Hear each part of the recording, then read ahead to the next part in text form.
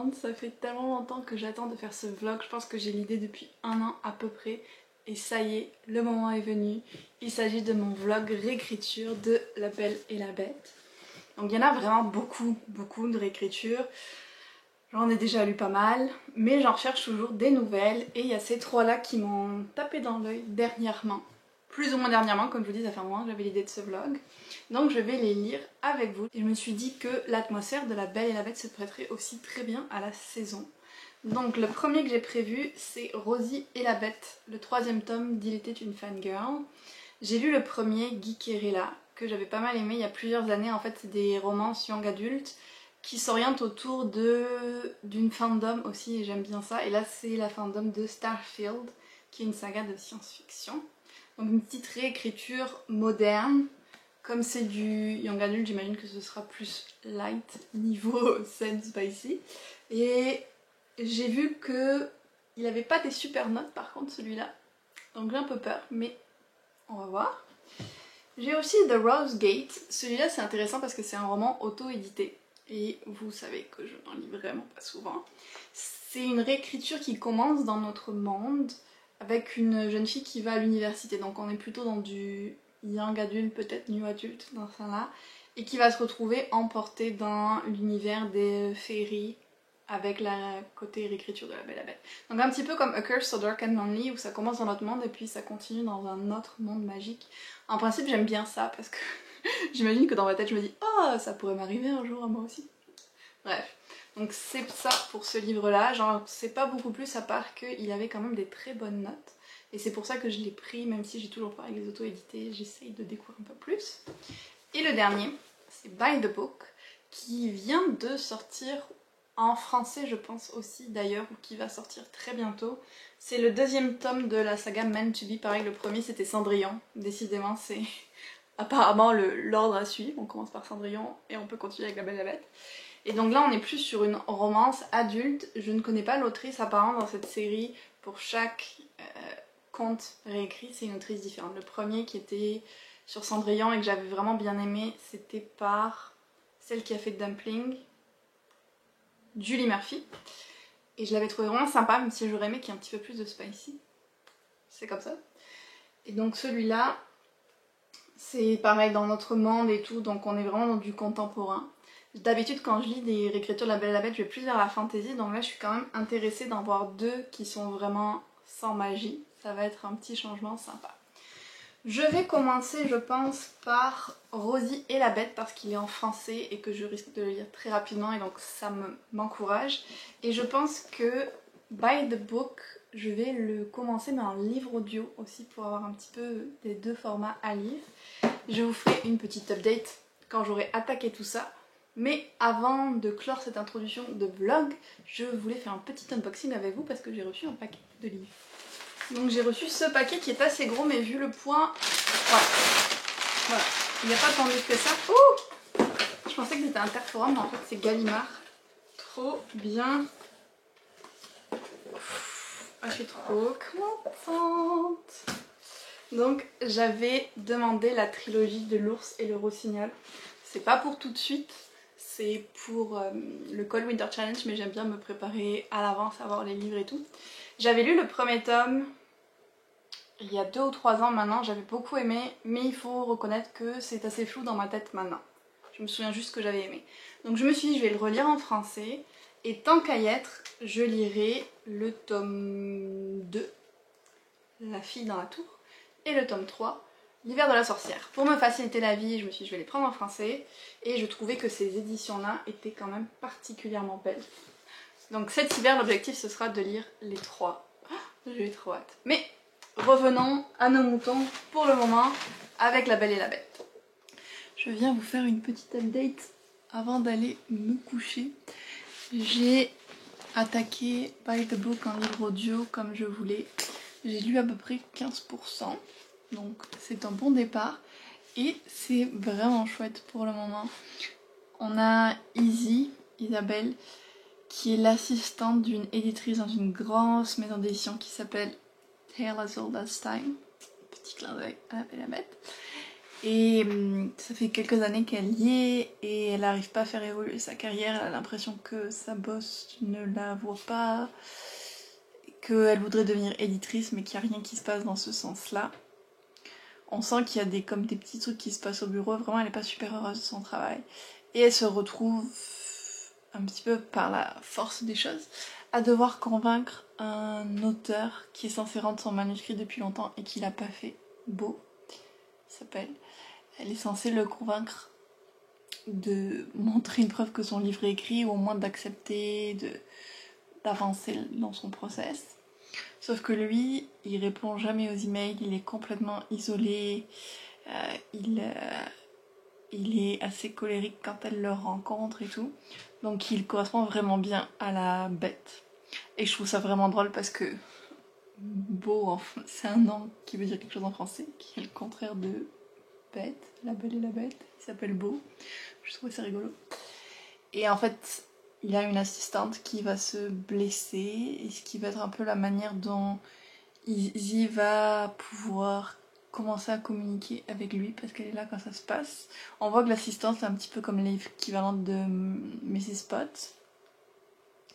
Et donc elle se retrouve à passer du temps chez lui et leurs premières interactions sont très houleuses et ça me rappelle pas mal le début de La Belle et la Bête quand il lui dit de venir manger et qu'elle refuse et tout ça, enfin ce genre de dynamique là.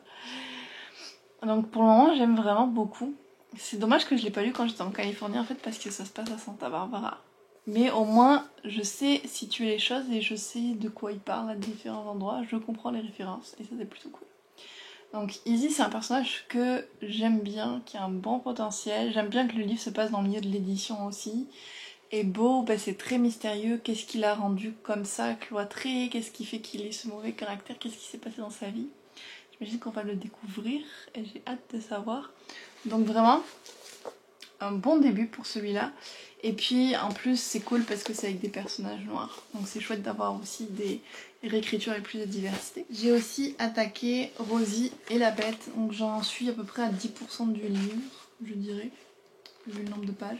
Ça c'est quand même assez vite parce que c'est écrit très gros et il y a des grosses marges. Et je vous avoue que j'ai un petit peu du mal à rentrer dans l'histoire. Ça fait quand même très young adulte et j'ai du mal avec l'écriture aussi. Alors c'est peut-être parce que c'est en français que mes autres lectures en ce moment sont en anglais, donc je vais lui laisser un petit peu de temps par rapport à ça. Mais la manière dont les choses sont racontées, je sais pas, c'était vraiment bizarre. Donc on a Rosie qui est une jeune fille qui a perdu sa mère. J'en ai marre que ce sont toujours les mères qui meurent dans les livres, c'est déprimant. Et elle est très fan de la série Starfield. Elle va aller à une fête un peu poussée par ses amis parce qu'elle est plus du genre lectrice et tout ça, comme la Belle. Et à cette fête, elle va rencontrer un jeune homme qui est masqué et dont elle ne va jamais savoir l'identité. Elle va comme tomber amoureuse en une nuit parce qu'il passe vraiment une nuit magique. Alors on parle d'une nuit d'ado, donc ils discutent et ils se promènent. Hein. Il se passe rien d'autre. Sauf qu'elle n'arrive pas à se le sortir de la tête, même plusieurs mois après. Et c'est là où je me suis arrêtée à peu près, donc il se passe pas grand chose encore dans ces 10 premiers pourcents, mais je sais pas, j'accrochais pas trop avec l'écriture et la manière dont les choses étaient racontées. On va voir si ça passe comme impression. Ce que j'ai trouvé sympa par contre, c'est les clins d'œil à l'histoire de la Belle et la Bête, notamment au personnage de Gaston, parce qu'il y a comme un autre élève de son école qui veut l'inviter à aller à une soirée avec elle ou un bal, un truc comme ça. Et toute la scène faisait très Gaston quand il propose à Belle de l'épouser, j'ai trouvé. Donc ça c'était sympa quand même d'avoir cet aspect là. Je vais essayer d'aller au moins jusqu'à la page 100 pour vraiment laisser une chance à ce livre. On va voir comment ça se passe. Donc c'était la petite update d'aujourd'hui. Demain je vais essayer de continuer celui-là. Je sais pas si j'aurai l'occasion beaucoup d'écouter un livre audio, mais je vais essayer de bien avancer dans celui-là. On se retrouve pour une petite update du vlog. Mauvaise nouvelle déjà pour commencer, je vais abandonner celui-là. J'ai lu je pense environ 80 pages et franchement c'est juste beaucoup trop young adulte pour moi. Les personnages vraiment ça va pas, en particulier le personnage masculin je le trouve insupportable. Et c'est trop pour que je puisse apprécier le livre au-delà de ça malheureusement. Donc c'est un abandon. C'est la vie. Par contre, j'ai commencé The Rose Gate et avec lui, je me régale. Donc j'en suis déjà à un tiers du livre et je l'ai commencé aujourd'hui, j'avance bien. C'est vraiment sympa le fait qu'on ait le personnage qui soit dans notre monde. Donc les premiers chapitres, on voit plutôt comment est-ce qu'elle est arrivée à être dans une toute petite ville, sa situation familiale, quel genre de personne elle est, qui aime les livres, bien sûr. On parle d'une écriture de La Belle et la Bête. D'ailleurs c'est intéressant parce que son nom c'est Isobel, et du coup ses sœurs la surnomment Belle. J'ai trouvé que c'était plutôt pas mal trouvé. Ce que j'aime sinon dans ce livre là, c'est déjà l'écriture est très agréable. Bon, je pense qu'il y a quelques erreurs, vu que c'est de l'auto-édité, vous me direz des fois il y a des livres en maison d'édition qui sont pleins d'erreurs aussi. Donc à part ça, je trouve que l'écriture est très agréable, fluide, avec une petite touche d'humour comme j'aime bien. Et il y a aussi vraiment beaucoup d'éléments du dessin animé, surtout qu'on retrouve dans cette écriture-là. On a la scène où elle se fait pourchasser par des loups, on a la scène du dîner, on a la scène avec l'énorme bibliothèque de la bête qu'elle découvre. Il y a plein de petits trucs comme ça qui sont super sympas. Les serviteurs, là, c'est des animaux parlants, des fées qui ont été maudites et qui sont devenus comme des animaux. La bête là c'est un ours en fait qui se transforme en prince, qui est borgne, détail intéressant, qui a des cicatrices de partout, on sait pas pourquoi, on sait pas encore comment il a été maudit ni pourquoi, on sait juste que son royaume a été séparé du reste du royaume de Féerie, qu'il a juste une porte qui mène au monde réel, comme ça qu'ils se sont rencontrés, et que chaque année avec la malédiction, son royaume se rétrécit. Donc si à un moment ça dure trop longtemps, ben, ils vont tous mourir, ceux qui sont piégés là-dedans, ou devoir aller dans le monde réel, mais ceux qui sont animaux dans ce cas deviendront de vrais animaux. Donc j'aime vraiment bien. Il y a aussi un petit twist qui est assez couramment utilisé je pense quand on va dans le royaume des fées, qui est le temps passe différemment. Donc elle doit attendre que la nuit finisse dans son monde pour pouvoir ressortir sans danger. Et dans le monde des fées, ça donne environ 15 jours. Donc ça laisse le temps au personnage d'apprendre à se connaître petit à petit, ce qui se passe dans les chapitres que je suis en train de lire. Donc j'aime vraiment bien. En plus il y a des jolies illustrations dans chaque partie par exemple. Je vous montre ça. C'est vraiment joli. Donc une belle lecture, surtout après l'autre qui m'a un peu dégoûtée de devoir l'abandonner. Ça là, c'est pas mal. Et By the Book, je l'ai pas encore continué, donc je peux pas vous en dire plus.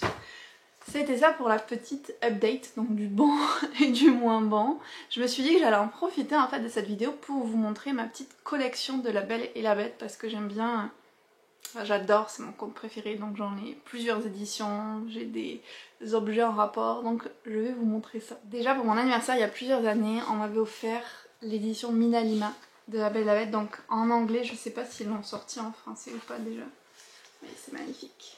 Il y a plein de petites animations au fil des pages.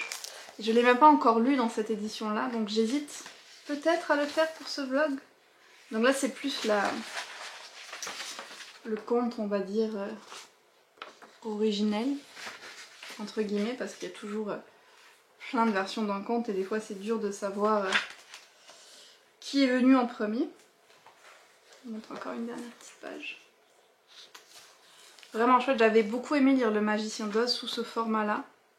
Donc je vais voir si j'ai le temps avec le vlog, je suis pas sûre parce que j'ai vraiment beaucoup de lire à lire en novembre, mais peut-être que je lirai celui-là. Je vous montre la suite de ma collection. Donc là j'ai une petite affiche, ici aussi. Vous voyez que j'ai les Funko Pop, Big Ben, Mrs Samovar, Mrs Spot en français. J'ai un petit pin qu'il faudrait que j'utilise, franchement. Là j'ai mon petit zip. Une autre Funko Pop de Belle. La Bête. Belle. Ici aussi. Lumière qui se casse la figure au fond parce que j'ai perdu le trépied. Et une troisième Belle. Donc je manque pas de Belle. J'ai les versions du film et les versions du dessin animé. Je rangerai après. J'ai ce petit livret qui était une version du conte en allemand et qui est très courte. Mais je me suis dit pour la collection je vais la prendre parce que j'aime bien la couverture. Je ne connais pas un mot d'allemand par contre.